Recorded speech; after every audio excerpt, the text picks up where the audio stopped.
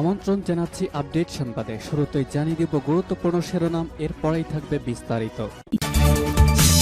শুরুতেই জানাবো সুখবর, ইসরায়েল হামাস যুদ্ধের সর্বশেষ ভয়ঙ্কর আপডেট, মারাত্মক চাপে ইসরায়েল, অনড় হামাস। এদিকে যুদ্ধ চালিয়ে নেওয়ার ঘোষণা ইসরায়েলের যুদ্ধবাজ প্রধানমন্ত্রী বেঞ্জামিন নেতানিয়াহুর। এদিকে লাইভ চলাকালে ইসরায়েল বিমান হামলা, নিহত 10। আরও থাকবে গাজা যুদ্ধবিরতির জন্য বাইডেনকে চাপ দেওয়ার আহ্বান জাতিসংঘের। অন্যদিকে চ্যালেঞ্জের মুখে বৈশ্বিক জ্বালানি খাত, দরকার $1 ট্রিলিয়ন বিনিয়োগ। সর্বশেষ জানিয়ে দিব নির্বাচনের আগে ভারতের প্রধানমন্ত্রী নরেন্দ্র মোদী এবং মুখ্যমন্ত্রী মমতা বন্দ্যোপাধ্যায়ের মুখোমুখি। শুনছিলেন সংবাদ শিরোনাম, এখন বিস্তারিত। তার আগে অনুরোধ থাকবে ভিডিওতে একটি লাইক দিন এবং কমেন্টস করে জানিয়ে দিন কোন জেলা থেকে বা কোথা থেকে আমাদের সঙ্গে যুক্ত রয়েছেন।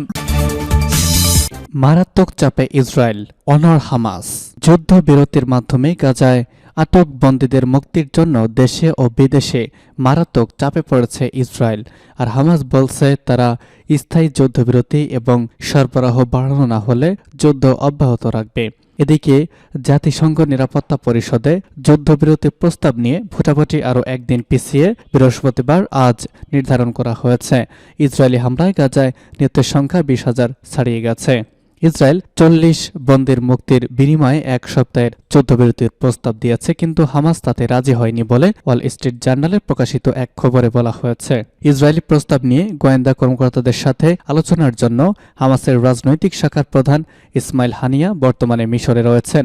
তিনি স্পষ্টভাবে জানিয়ে দিয়েছেন পূর্ণাঙ্গ যুদ্ধবিরতির প্রয়োজন আর দরকার আরও মানবিক সহায়তা। এই প্রথমবারের মতো গাজার আরেকটি সংগঠন ইসলামী জিহাদকেও আলোচনায় ডাকা হয়েছে। তারাও জানিয়ে দিয়েছে গাজা আটক প্রায় 100 জনের বিনিময়ে ইসরায়েলের কারাগারে আটক সকল ফিলিস্তিনি বন্দীর মুক্তির দাবি করেছে। তারাও স্থায়ী যুদ্ধবিরতির দাবি তুলেছে। আচলের সাথে জড়িত এক ফিলিস্তিনি কর্মকর্তা বলেছেন হামাস মানবিক বিরতি চাচ্ছে না, তারা গাজা ইসরায়েলের যুদ্ধের পূর্ণ অবসান চায়। হামাস মনে করে বন্দীদের মুক্তি দেওয়া হলে ইসরায়েল আরও নৃশংসভাবে হামলা চালাতে থাকবে। কাজেই বন্দীদের বিনিময়ে স্থায়ী যুদ্ধবিরতি দরকার। এদিকে যুদ্ধবিরতির জন্য বেনিয়ামিন নেতানিয়াহু এবং তার সরকারের উপর দেশে ও বিদেশে চাপ ব্যাপকভাবে বেড়েছে। এমনকি আমেরিকাও এখন ইসরায়েলের ওপর চাপ সৃষ্টি করেছে। বেসামরিক মৃত্যু এবং ক্ষয়ক্ষতির জন্য তারা তীব্র সমালোচনার মুখে পড়েছে। অন্যদিকে বন্দী পরিবার ও স্বজনরা তাদের প্রিয়জনদের ফিরিয়ে আনার জন্য ইসরায়েল সরকারের ওপর চাপ সৃষ্টি করে যাচ্ছে। বিশেষ করে উত্তর গাজায় ইসরায়েলি বাহিনীর হাতে 3 বন্দী নিহত হওয়ার পর থেকেই সরকারের ওপর চাপ প্রবল হয়েছে। তারা বলছে বন্দীদের ফিরিয়ে আনা সম্ভাব্য সবকিছু করতে হবে নেতানিয়াহু সরকারকে। ইসরায়েল এখন 40 বন্দীর বিনিময়ের ওপর জোর দিয়েছে। এরা মূলত নারী, শিশু এবং বয়স্ক ব্যক্তি। মিশর ছাড়াও ইউরোপেও যুদ্ধবিরতি নিয়ে আলোচনা চলছে, কিন্তু সমঝোতায় পৌঁছানো বেশ কঠিন বলে মনে হচ্ছে, বিশেষ করে গাজায় যুদ্ধ করতে এবং কারাগারে আটক সকল বন্দীকে মুক্তি দিতে রাজি হচ্ছে না ইসরায়েল। সূত্র আল জাজিরা, জেরুজালেম পোস্ট এবং অন্যান্য। যুদ্ধ চালিয়ে নেওয়ার ঘোষণা নেতানিয়াহুর। হামাসকে সম্পূর্ণ নির্মূল না করা পর্যন্ত গাজায় যুদ্ধ চালিয়ে নেওয়ার ঘোষণা দিয়েছে ইসরায়েলের প্রধানমন্ত্রী বেঞ্জামিন নেতানিয়াহু। জিম্মিদের ছাড়িয়ে নিতে হামাসের সঙ্গে ইসরায়েলের নতুন যুদ্ধবিরতির আলোচনা চলছে। আলোচনায় হামাস দাবি জানিয়েছে যখন ইসরায়েল তাদের আগ্রাসন পুরোপুরি বন্ধ করে দিবে তখনই জিম্মিদের ছাড় হবে। হামাসের এমন দাবির মুখেই ঘোষণা দিলেন নেতানিয়াহু। এক ভিডিও বার্তায় নেতানিয়াহু বলেছেন, যারা ভাবছে যুদ্ধ থেমে যাবে, বাস্তবতার সঙ্গে তাদের কোনো সম্পর্ক নেই। আমরা হামাসকে নির্মূল করব, সব জিম্মিকে ছাড়িয়ে আনব এবং গাজা থেকে হুমকিকে নিশ্চিহ্ন করব। হামাসের জ্যেষ্ঠ নেতা গাজা হামাদ এর আগে কাতার ভিত্তিক সংবাদ মাধ্যম আল জাজিরার সঙ্গে এক সাক্ষাৎকারে বলেছিলেন ইসরায়েলের সঙ্গে জিম্মি মুক্তির যে আলোচনা চলছে সেটির লক্ষ্য হল যুদ্ধ থামানো। তিনি আরও জানিয়েছেন হামাস অস্থায়ী বা কয়েকদিনের জন্য যুদ্ধবিরতিতে রাজি হবে না, এর বদলে স্থায়ী যুদ্ধবিরতি চান তারা।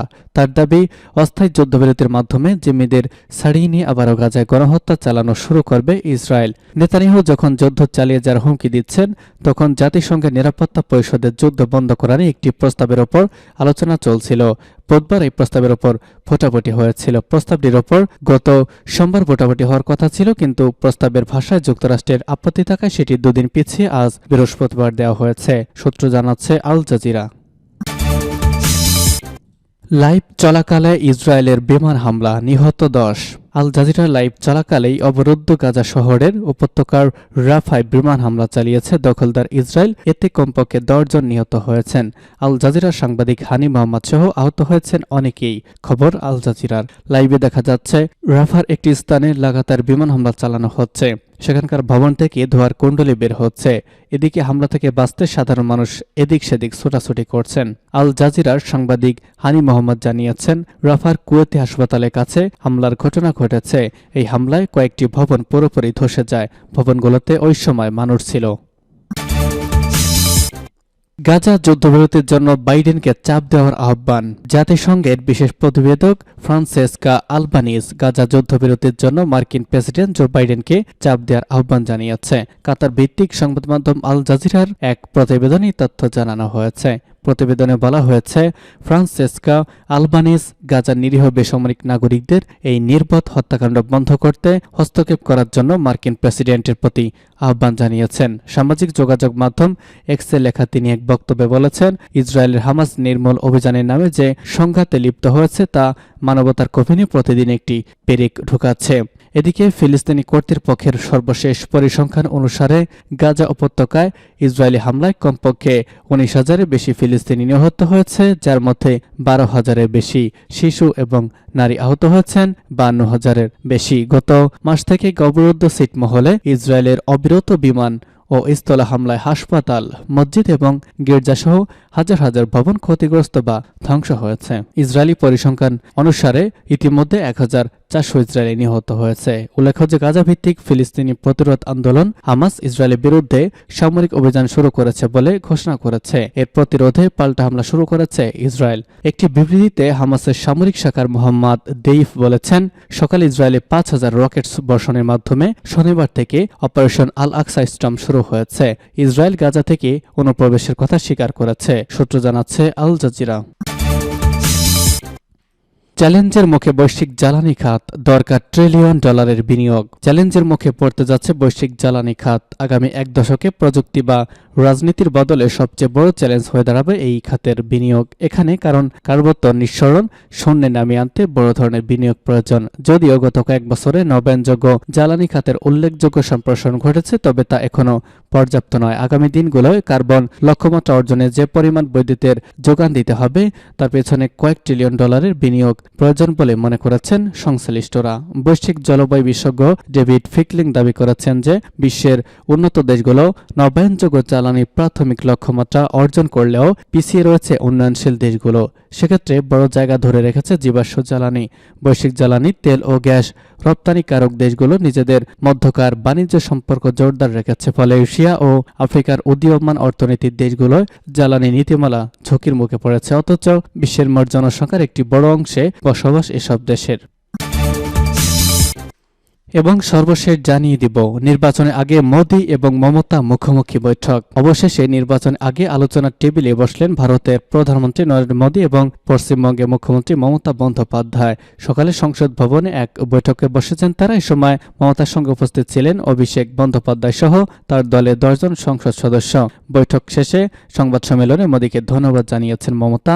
বৈঠক শেষে সাংবাদিকদের মমতা বলেছেন, বৈঠকে প্রধানমন্ত্রীকে সুদীপ বন্দ্যোপাধ্যায় বলেছেন, কেন্দ্র রাজ্য বৈঠকের একটা নির্দিষ্ট সময়সীমা থাকা উচিত, সময়ের মধ্যে যেন আলোচনা শেষ হয়, না হলে বাংলার গরিব মানুষ দীর্ঘ সময় ধরে বঞ্চিত হচ্ছেন। জবাবে প্রধানমন্ত্রী নরেন্দ্র মোদী বলেছেন, হ্যাঁ, সময় বেঁধে সমাধানের পথ খোঁজা হবে।